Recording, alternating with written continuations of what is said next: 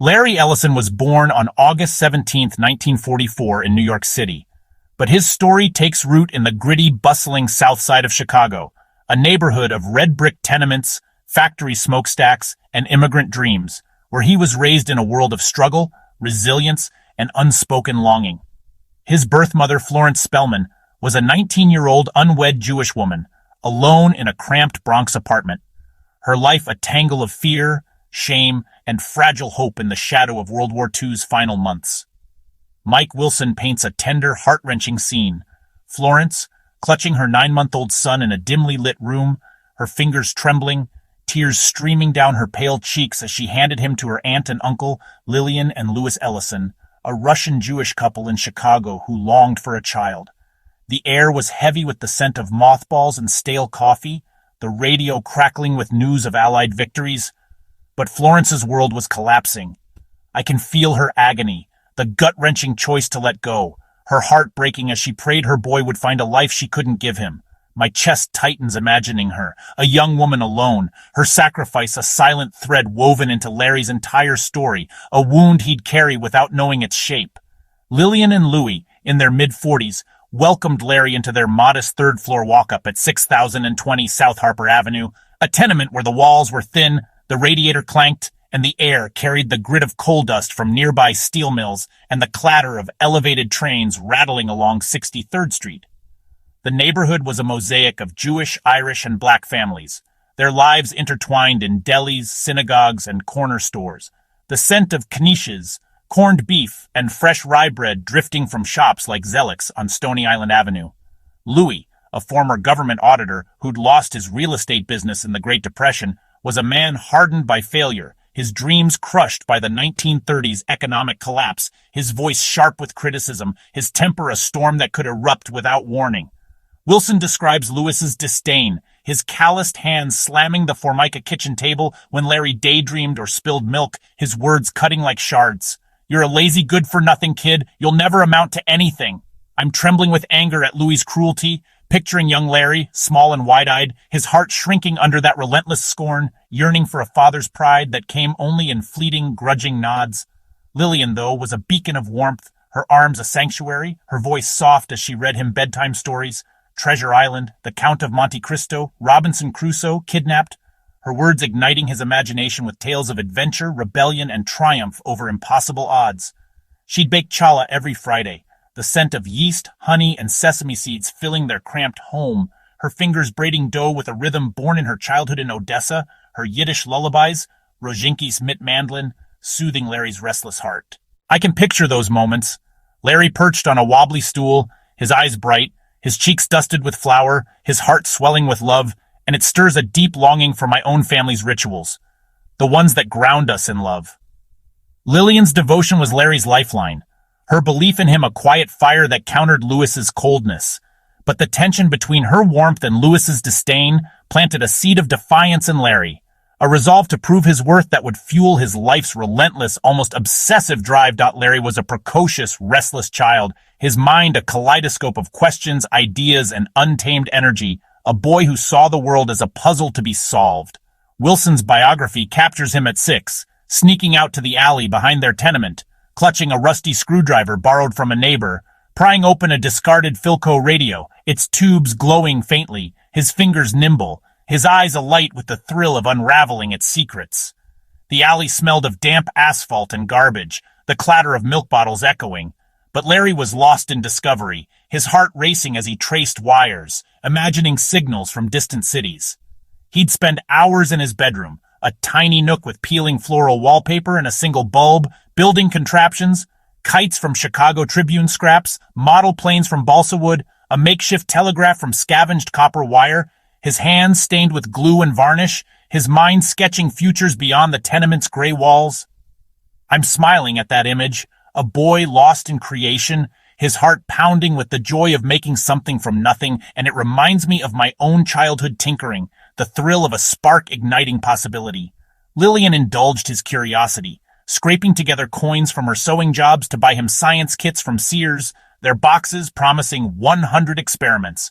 Chemicals that fizzed in test tubes, magnets that danced, lenses that bent light, each one a portal to a world beyond Chicago's smog-choked streets. Wilson recounts Larry at 10, sneaking into the Adler Planetarium on a school trip, his sneakers squeaking on polished marble floors, standing beneath a domed ceiling painted with stars, staring at star maps of the Milky Way, dreaming of galaxies beyond the city's sodium-lit haze, his breath fogging the glass displays as he traced Orion's belt and Cassiopeia with a trembling finger. I'm in awe of that wonder, a boy whose imagination soared past his circumstances, his heart full of questions no one could answer, a yearning that makes my own childhood dreams feel small by comparison. He'd devour books from the Blackstone Branch Library, Isaac Asimov's Foundation, Jules Verne's 20,000 Leagues Under the Sea, H.G. Wells's The Time Machine, his fingers smudged with newsprint, his eyes wide as he read by flashlight under his blanket, Lewis's snores echoing from the next room, his mind sketching futures where he could conquer the unknown. But school was a cage, its rote lessons at Eugene Field Elementary stifling his restless spirit. Wilson describes Larry doodling rocket designs in his notebook during arithmetic drills, ignoring the chalkboard's fractions, his teachers scolding a distant hum as he sketched fins and thrusters, dreaming of flight.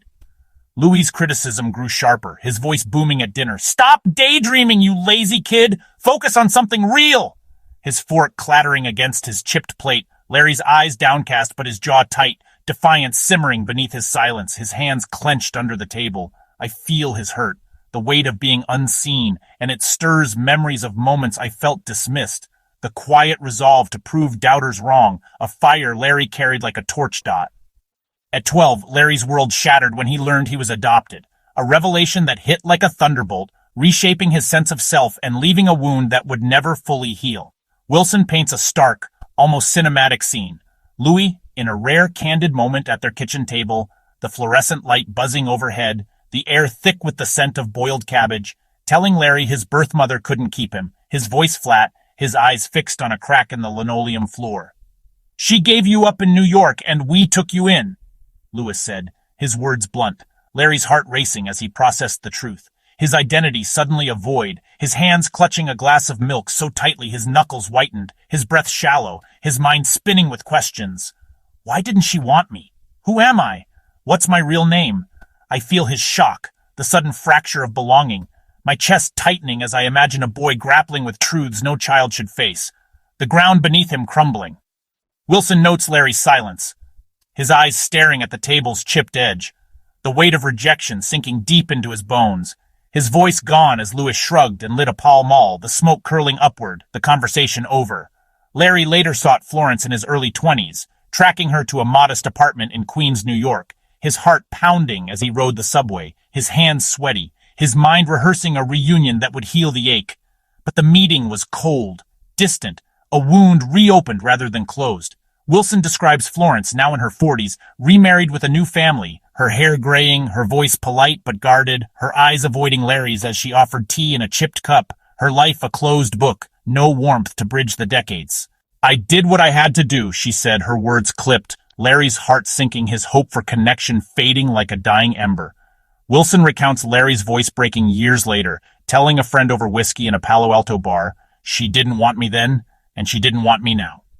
His bravado gone, his hurt raw, his cackle absent, his eyes wet with a pain he rarely showed. I'm heartbroken for him. That rejection, a shadow that drove his need to stand out, to be seen, to matter, a fuel for his ambition, but a scar on his soul that bled through his triumphs. My eyes are wet thinking of young Larry, alone with that truth, his defiance hardening like steel, his resolve to carve his own path, a silent vow etched in his heart. High School at South Shore High, a sprawling brick building near Lake Michigan, was a proving ground where Larry's brilliance and rebellion clashed, shaping the maverick he'd become. He excelled in math and science, his mind slicing through quadratic equations and Newton's laws like a blade, his homework scribbled with proofs that stunned teachers. Wilson describes him in a chemistry lab, his lab coat stained, mixing sodium and water, the hiss and pop drawing gasps from classmates, his grin wide as he scribbled observations.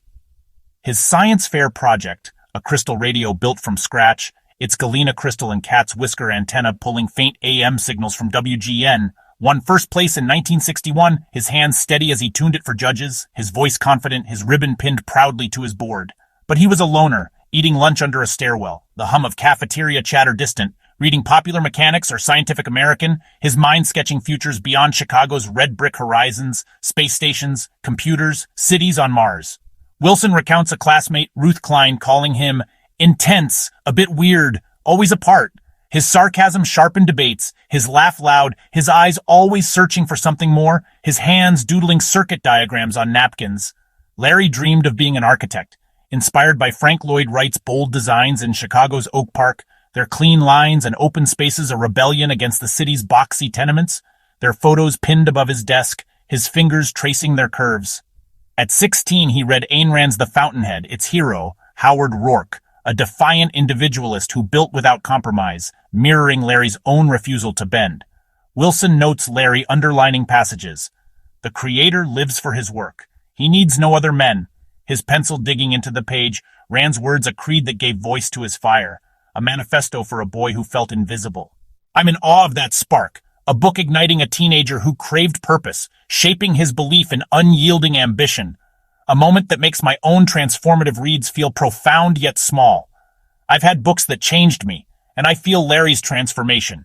That moment when a story becomes a map for life, a call to defy the world's limits. But his grades were uneven. His impatience with rote learning, spelling drills, history dates, sparking clashes with teachers, his voice sharp in class. Why does this matter? His detentions piling up, his report cards a mix of A's in physics and D's in English. Lewis's criticism was relentless, his voice booming at dinner. You're throwing your life away, you ungrateful kid! His fists slamming the table, Larry's fists clenched under his chair, his defiance a silent vow to escape, his heart racing with plans to prove Louis wrong. In 1962, Larry graduated, his cap and gown ill-fitting, his grin forced at the ceremony, and enrolled at the University of Illinois at Urbana-Champaign, drawn to its engineering program, his heart racing at the chance to build something real. Wilson paints him on campus, a lanky freshman in a corduroy jacket and scuffed loafers, biking through cornfields to class, the crisp Midwest air sharp in his lungs, his mind buzzing with ideas about circuits and structures. He joined a physics club, building a Tesla coil in a dorm basement, its violet sparks crackling, his laugh echoing as classmates cheered, the scent of ozone lingering. He audited computer science lectures, sneaking into a lecture hall to hear about Fortran, his notebook scrawled with loops and arrays, his mind leaping to possibilities. But tragedy struck in 1963. Lillian died of pancreatic cancer, her loss a devastating blow that unmoored his world. Wilson describes Larry sitting Shiva in their tenement, his face pale, his eyes hollow, the woman who'd loved him unconditionally gone, her absence a void that swallowed his focus, the scent of her chala a memory that stung. I'm tearing up, feeling his grief, the anchor of his world severed, leaving him adrift in a sea of loss, my heart breaking for a boy who lost his safe haven. He dropped out after his freshman year, his grades crumbling, unable to face lectures when his heart was shattered, his professor's equations meaningless against the weight of grief. With $50 in his pocket, he moved to Berkeley, California at 20, chasing a fresh start in a city pulsing with counterculture, free speech protests, and the dawn of computing, its streets alive with the strum of folk guitars, the scent of eucalyptus and patchouli, the promise of reinvention calling like a siren. Berkeley in 1964 was a cauldron of ideas, a magnet for dreamers, rebels, and misfits, and Larry dove in, teaching himself to code on punch card machines at UC Berkeley's computer labs, where he audited classes, his student ID forged with a smirk and a borrowed typewriter. Wilson captures his hustle. Larry worked odd jobs, gas station attendant at a Shell in Oakland, pumping fuel in the drizzle, his hands reeking of gasoline. Rock climbing guide in Yosemite, his fingers calloused, his grin cocky as he scaled El Capitan's granite, shouting "en belay" to nervous clients. Waiter at a Telegraph Avenue diner, dodging hippies' debates about Vietnam, his apron stained with ketchup, his tips barely covering rent.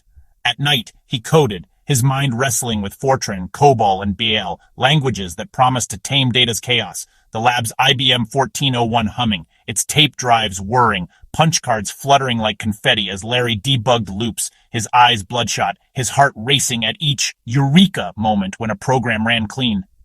I'm in awe of his grit. A dropout outworking PhDs, his ambition a fire that burned through exhaustion, his hunger a mirror to moments I've pushed past my limits, the thrill of breakthrough worth every sleepless night. The lab was a sanctuary, its green-tinted terminals glowing, the clack of key punches a symphony. His peers, bearded grad students in sandals, grumbling but respecting his speed, his code tight, his comments cheeky. LE rules. Wilson recounts Larry sneaking into a lecture by John McCarthy, AI's pioneer, his notebook scrawled with Lisp ideas, his mind leaping to databases, a concept barely born. He lived in a $1.30 a month room in a Berkeley boarding house, the walls thin, the mattress lumpy, his diet spam and instant noodles, but his heart was rich with possibility, his dreams bigger than his circumstances. In 1967, Larry married Ada Quinn, a bright, artistic woman with auburn hair and a painter's soul, their love a spark in a tiny Oakland apartment, the scent of her oil paints mixing with Folgers coffee as they dreamed of a bigger life. Wilson paints their early days, Larry cooking spaghetti, his apron splattered, Ada laughing at his off-key Sinatra, Fly Me to the Moon, their hands brushing as they washed dishes in a cracked sink, their laughter echoing off peeling walls. Ada saw his fire, her sketches of him coding, his brow furrowed, his glasses fogged, capturing a man consumed by creation. But Larry's restlessness strained their bond. He'd code till dawn, his typewriter clacking, his mind on algorithms, leaving Ada alone, her canvases untouched, her heart heavy. Wilson recounts a 1970 fight, Ada's voice sharp. "You're married to your work, not me!" Her eyes wet, her hands clutching a half-finished portrait, Larry's silence a confession, his eyes fixed on the floor, his heart torn but his ambition unyielding.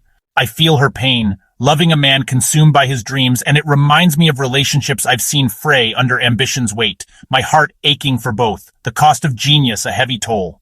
They divorced in 1974, Ada walking away, her heart bruised, her paintings packed, Larry alone in a Palo Alto studio, his focus sharper, his loneliness deeper, his resolve to succeed a quiet vow etched in his soul. Wilson notes Larry keeping one of her sketches, a silhouette of him at a terminal, on his wall. A reminder of love lost, a sting he carried silently. In 1973, Larry landed at Ampex, a Silicon Valley tech firm in Redwood City, working on a database for the CIA, codenamed Oracle, a system to store and query vast intelligence data securely across global networks. Wilson paints a vivid, almost tactile scene. Larry in a cramped cubicle, his desk littered with styrofoam coffee cups, dog-eared VDT manuals and half-eaten Twinkies, coding and assembly, his fingers flying across a teletype ASR-33, its keys clacking, his mind seeing patterns others missed, rows, columns, keys linking tables. The work was grueling. 18-hour days, deadlines tight, the CIA's demands relentless, their Langley liaisons barking for updates. But Larry thrived, his ego swelling as he outcoded peers, his laugh loud, his boasts louder, his colleagues rolling their eyes but nodding in respect, his code shaving milliseconds off queries, a feat that drew awed whispers. Wilson recounts Larry reading a 1970 paper by IBM's Edgar Codd, a relational model of data for large shared data banks, its tables linked by primary keys, queries dynamic via SQL, a blueprint for data's future that IBM ignored, deeming it academic. Larry saw it instantly.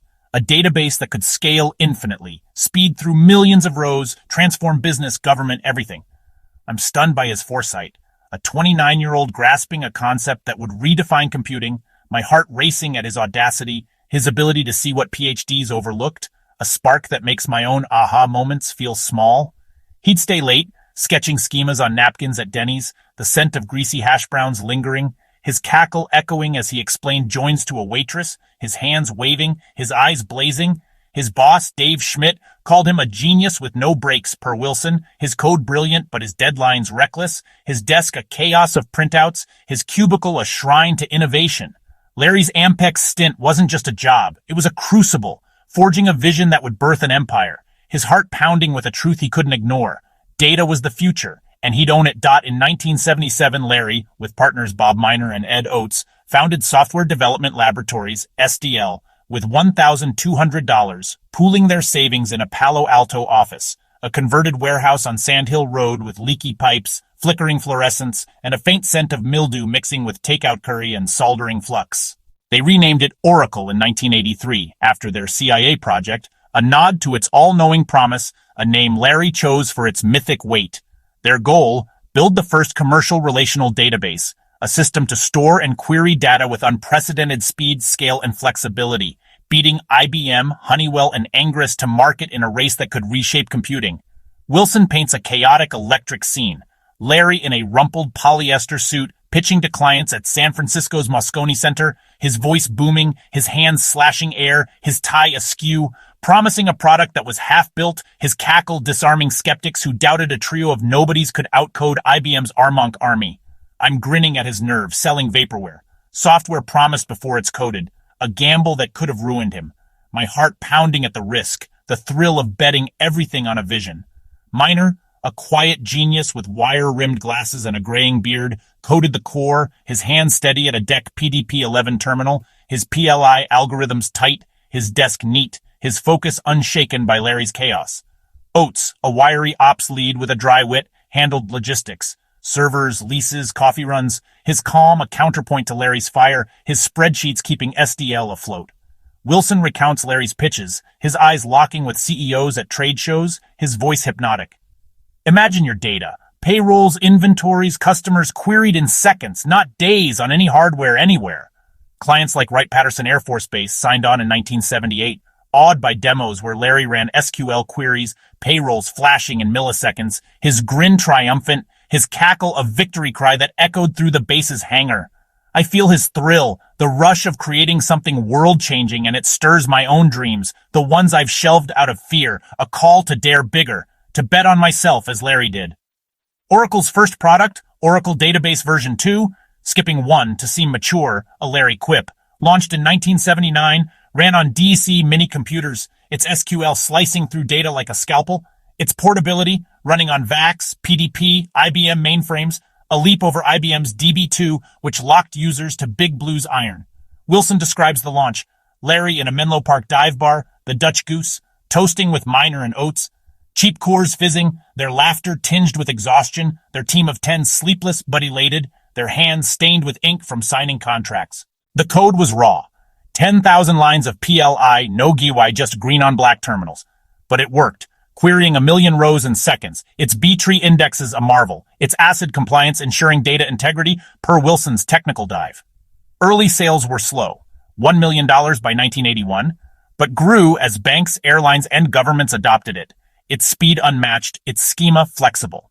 Wilson recounts a 1982 demo for a TAN-DT in Murray Hill, New Jersey, Larry querying a 1 million-row dataset, his fingers dancing on a VT100 terminal, the screen flashing results, ATTT's CIO, Jim Edwards, signing a $500,000 deal, Larry's cackle echoing as he shook hands, his suit jacket wrinkled from a red-eye flight. By 1986, Oracle went public, valued at $31.5 million. Larry's 39% stake making him a multimillionaire at 42, his net worth $12 million, a fortune in Reagan's America. Wilson paints the IPO day, Larry in Oracle's Redwood Shores office, tie loose, his desk a mess of Diet Coke cans and printouts toasting with cheap champagne, his eyes gleaming, his voice low. This is just the start, boys. His cackle a spark that lit the room. Revenue hit $55 million by 1987, $282 million by 1990, Oracle's database powering 70% of Fortune 500 firms, from Boeing's 737 production to the U.S. Treasury's tax rolls, its scalability a marvel, its SQL a lingua franca. Larry's vision was galactic. Make Oracle the backbone of global data, every byte, every query, his voice booming in boardrooms. We'll own the enterprise from Tokyo to Topeka. But his leadership was a tempest. Brilliant, erratic, ruthless, a force that built empires but broke hearts. Wilson recounts employees trembling under his gaze, his questions surgical. Why's this query lagging at 200 ms? What's the disk I/O bottleneck? Fix it by dawn. Engineers like Gary Kennedy, who optimized Oracle's buffer cache, told Wilson Larry's intensity pushed them to greatness, their code tighter, their pride soaring as queries hit 50 ms, but at a cost. Divorces, burnout, fear of his wrath, Kennedy's marriage fraying, his kids distant, his health shot by 1988. I'm torn, admiring Larry's drive, aching for those he broke, my own memories of tough bosses surfacing, their voices echoing in my mind, a mix of respect and dread that Larry's story amplifies. Larry's ego was legendary. His quip to a Japanese client at a 1987 Tokyo trade show, "It's not enough that I succeed, others must fail," twisted by the New York Times into infamy, sparking hate mail, his cackle masking hurt as he read letters calling him arrogant, heartless, per Wilson. I feel his defiance, his need to be the best, a shield for the boy Louis called worthless, a wound that drove him to outshine all, his heart racing with every victory, his soul stung by every slight. Larry's personal life was a storm, his ambition a fire that consumed love, leaving scars that shaped his complex heart. His second marriage to Nancy Wheeler in 1977, a marketing exec with a sharp wit and hazel eyes, was passionate but fleeting, her patience worn thin by his 100-hour weeks, their fights echoing in their Palo Alto condo, the scent of her Chanel No. 5 lingering as she packed. Wilson recounts a 1978 argument, Nancy shouting, "You're never here, even when you're home," her voice cracking, her hands trembling, Larry's silence a confession, his eyes fixed on the carpet, his heart torn but his ambition unyielding, his mind already back at Oracle. "I'm heartbroken for Nancy, her love unable to pierce his obsession, and for Larry, his heart-seeking connection but his life a vortex, a pattern that would haunt him." They divorced in 1978, Nancy walking away, her eyes cold, her suitcase heavy, Larry alone, his cackle muted, his apartment empty but for a terminal blinking in the dark. He married Barbara Booth in 1983, a soft-spoken Oracle receptionist with a gentle smile, their love tender giving him 2 children, David and Megan, born in 1983 and 1986, a tether to his humanity. Wilson paints a rare, warm scene. Larry reading The Hobbit to David in their woodside home, his voice soft, his fingers turning pages, his eyes warm under a lamp's glow. David's giggles a balm for his restless soul, the scent of cedar from their fireplace grounding the moment. But Barbara's patience broke under his absence, his phone buzzing with Oracle crises during family dinners, his mind elsewhere, his cackle absent at home. Wilson recounts a 1985 fight, Barbara pleading, "Be here, Larry, for us." Her eyes wet, her hands clutching a photo of Megan, Larry's silence heavy, his heart aching but his drive unrelenting. Their 1986 divorce was bitter, custody battles bruising, Larry's heart stung as he fought for time with his kids, his cackle gone in court, his voice low as he told a judge, "They're my world," per Simons. "I'm aching for him, a father whose love was fierce but his life too vast, his kids a lifeline in a sea of ambition, their laughter a reminder of what he'd sacrificed." By 1990, Oracle was a $1 billion giant, its Redwood Shores campus a gleaming fortress, its database the world's standard, but disaster struck, a self-inflicted wound that nearly killed it. Aggressive sales tactics, booking future revenue early, pushing clients to buy unready software, promising features months away, hid cracks in cash flow, a house of cards built on hubris and Larry's relentless push for growth. Wilson details the crisis with harrowing clarity. Oracle overstated revenue by $50 million, its stock crashing 50% in a single day, March 27, 1990, from $28 to $14, erasing $1 billion in value, shareholder lawsuits piling up, banks like Citibank freezing credit, analysts like Goldman Sachs whispering bankruptcy in Wall Street Journal columns. Larry faced ruin, his empire teetering, his voice hoarse in crisis meetings, his hands gripping a whiteboard as he sketched survival plans, his eyes bloodshot, his cackle gone, his heart pounding with fear. I'm on edge, my pulse racing, imagining his terror, the weight of 8,000 jobs, his dreams slipping through his fingers like sand, the boy Louis mocked, staring down failure. Wilson recounts Larry pacing Oracle's campus, the San Francisco Bay glinting under a gray sky, his loafers scuffing the pavement, his mind racing, his voice low to aid Ray Lane. "We screwed up, Ray, but we'll fix it. We have to." He fired 10% of staff, 400 people, his face pale as he signed memos, his regret raw. Lane recalling Larry alone in his office, head in hands, the weight of failure crushing, his voice a whisper, "I let them down." I'm trembling with empathy, feeling his guilt, a titan brought low, his humanity laid bare, his heart breaking for families he'd upended. Larry hired Jeff Henley as CFO, a steady hand with a Harvard MBA, who slashed costs, renegotiated loans with Citibank's John Reed, and restored trust, his spreadsheets a lifeline, his calm a counterpoint to Larry's fire. Wilson describes Henley in a 1991 meeting, his voice even, his slides projecting cash flow recovery. Larry nodding, his cackle returning, faint but real. "You're saving us, Jeff. You're the man." Larry took blame publicly, telling Fortune in a 1991 cover story, "I screwed up and I'll never let it happen again." his voice cracking, his eyes meeting the reporters, a rare vulnerability that humanized him to Wall Street, his candor a stark contrast to his bravado. I'm moved by his honesty, a leader owning his flaws, my respect deepening despite his mistakes, his courage a mirror to moments I've dodged accountability. Oracle recovered by 1992, its database tighter, its sales honest, revenue climbing to $1.6 billion by 1995, its stock soaring past $30, a phoenix risen from ashes, its Redwood Shores campus buzzing with 10,000 employees. Larry's comeback was defiant, his cackle loud, his eyes fierce as he told employees at an all-hands in Oracle's atrium, "We're unstoppable now, and don't you ever forget it." His voice echoing off glass walls, his hands slashing air, his heart racing with vindication. The 1990s saw Larry pivot Oracle to the internet, betting on network computing, thin clients, cloud-like systems, years before rivals grasped the web's power, a vision that cemented his genius but tested his patience. Wilson paints a vivid, almost electric scene. Larry at Comdex 1995 in Las Vegas, demoing the network computer NC, a $500 device to rival PCs, his voice booming, his hands slashing air, his Armani suit sharp, promising to dethrone Microsoft's Windows empire with a sleek box that booted instantly, pulled apps from servers, and ran Java, Sun's new language. The NC was a marvel. 8 MB RAM, no hard drive, a 400x240 display, its Ethernet jack humming, a vision of centralized computing that echoed modern Chromebooks and AWS. Wilson recounts Larry on stage, querying a mock payroll dataset, results flashing in milliseconds, the crowd of 50,000 gasping, his cackle a spark that lit the convention hall, his grin wide as he taunted, "Bill Gates, your days are numbered." But the NC flopped, too early, too slow, Java clunky, corporate IT resisting change, sales stalling at 20,000 units by 1997, a $200 million write-off per Oracle's 1998 10K.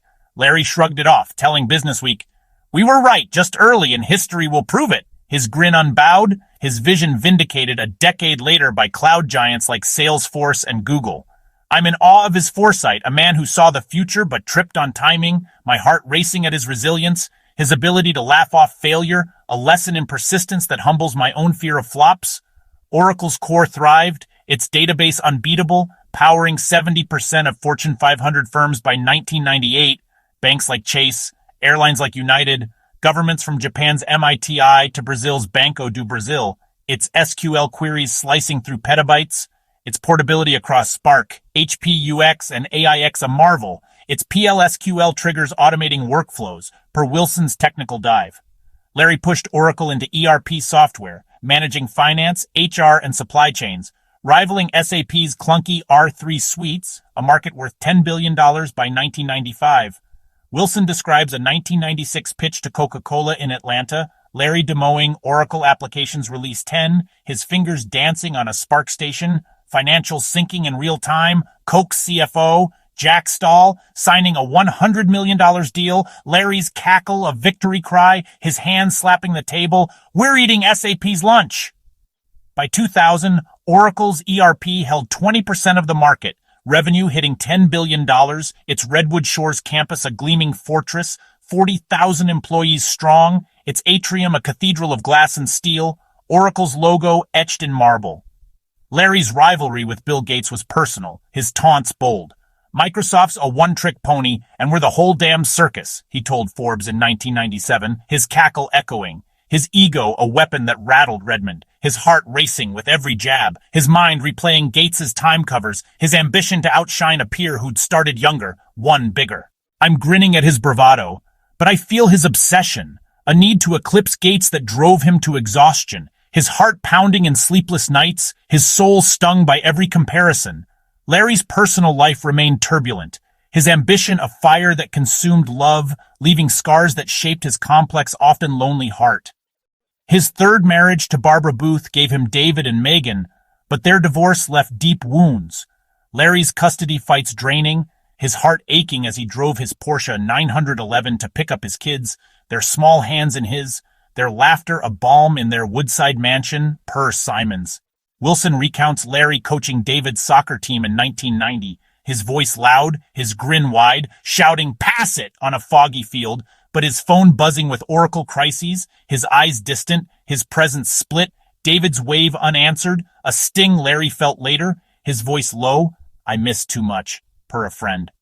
His fourth marriage to Melanie Craft in 2003, a romance novelist with a quiet strength and warm eyes, was tender. Their wedding at his Woodside estate a fairy tale, her ivory dress flowing, his vows earnest. You make me whole, per Simons. Wilson paints their early years.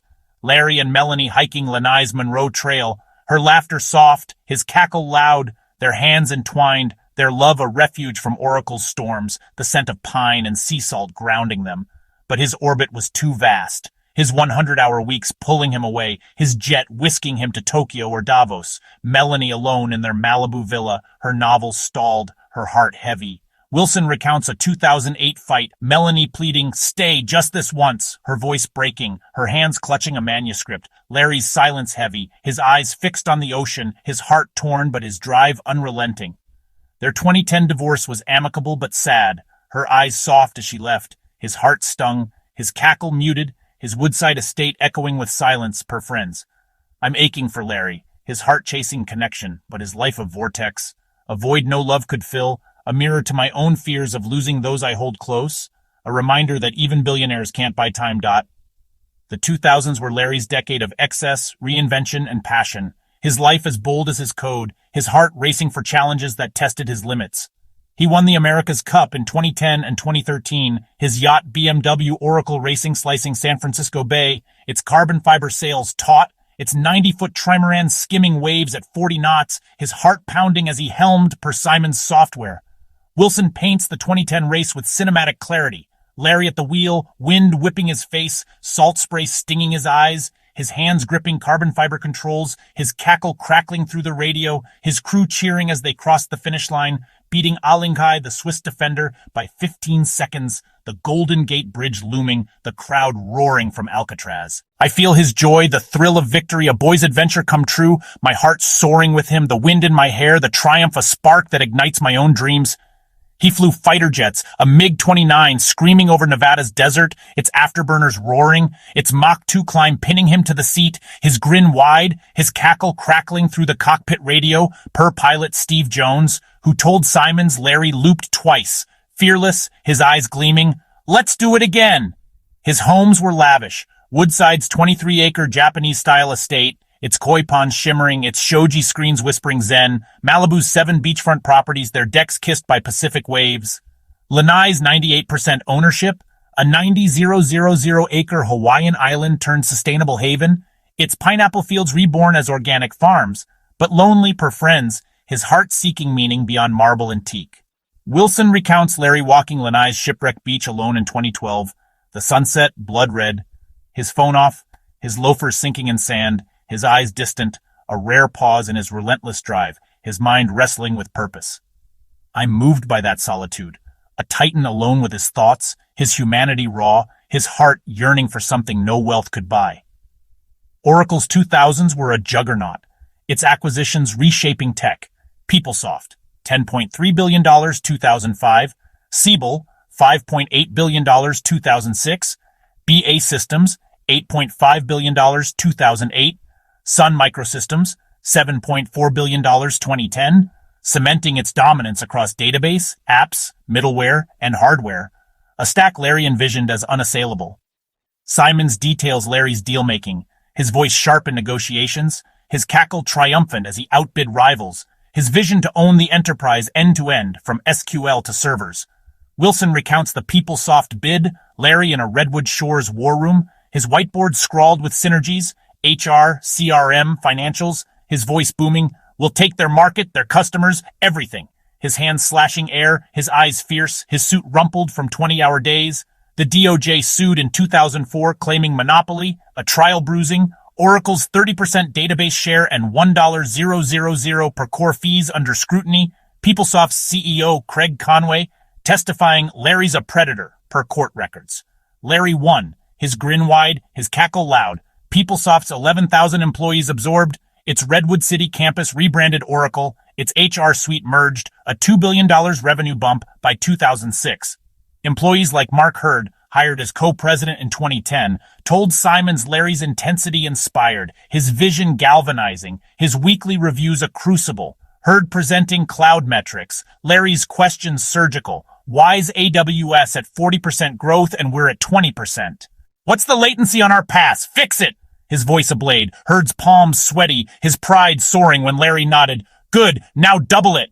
But Larry's temper burned, yelling at VPs for missed quotas, his face red, his voice booming. You're letting us down! Per Wilson, engineers like Anjali Gupta quitting, her exit interview citing fear, not respect. Her marriage strained, her health frayed.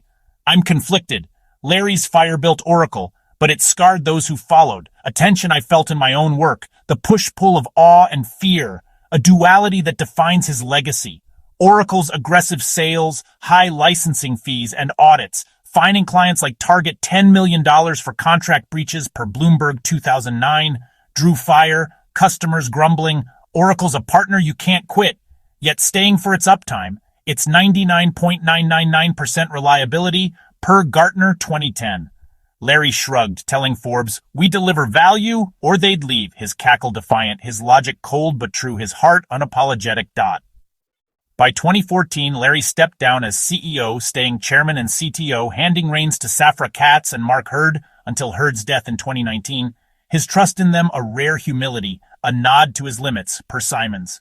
He focused on Oracle Cloud, betting on AI and autonomous databases, a pivot that lagged Amazon's AWS, Microsoft's Azure, and Google Cloud, but surged by 2025, with $20 billion in cloud revenue, per Oracle's Q1 2025 report, powering 80% of Fortune 100 firms, from JP Morgan's risk models to Netflix's streaming pipes.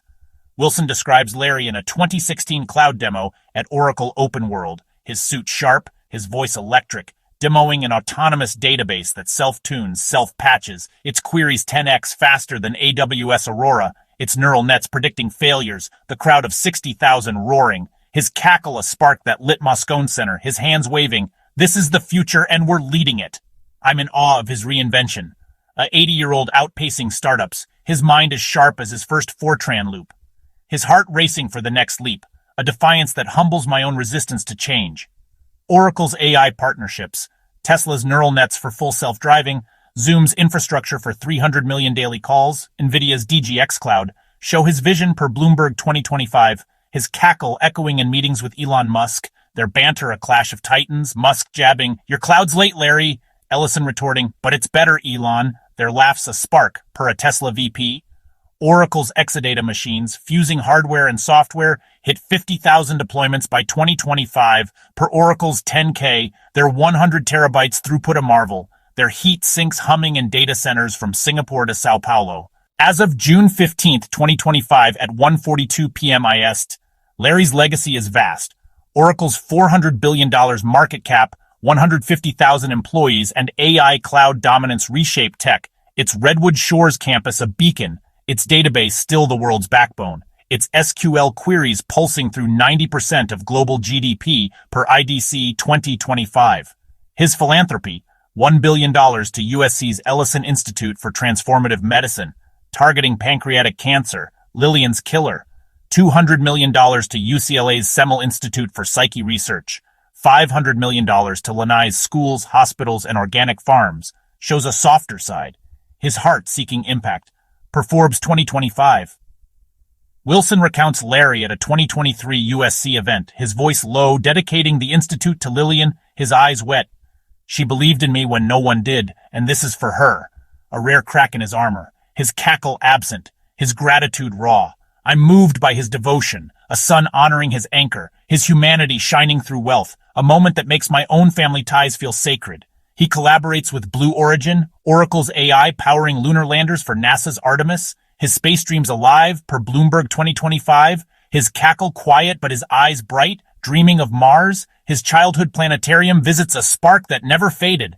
His net worth, $150 billion, buys jets, a Gulfstream G650ER, a Citation X, a Challenger 650, yachts, Musashi 288 feet, Ronin 192 feet, and Lanai's 98%, its 90,000 acres a canvas for sustainability, solar farms, diesel plants, coral restoration, his heart racing for a model Earth per Wired 2025, but his soul remains restless per Friends, his voice low in a 2024 Lanai dinner, I'm not done, not even close.